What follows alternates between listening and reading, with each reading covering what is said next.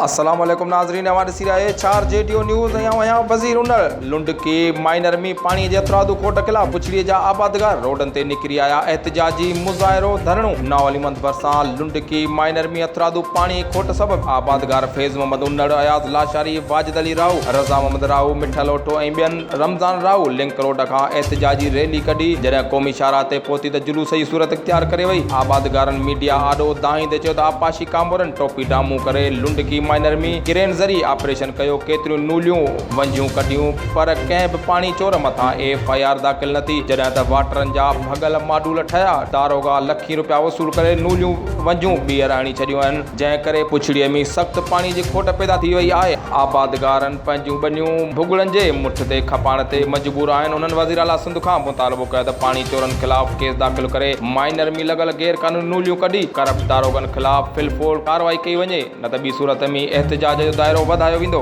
HR JTO news में फ़िलहाल एतिरो ई। वधीक ख़बरनि जी अपडेट्स लाइ ॾिसंदा रहो HR जेटीओ न्यूज़।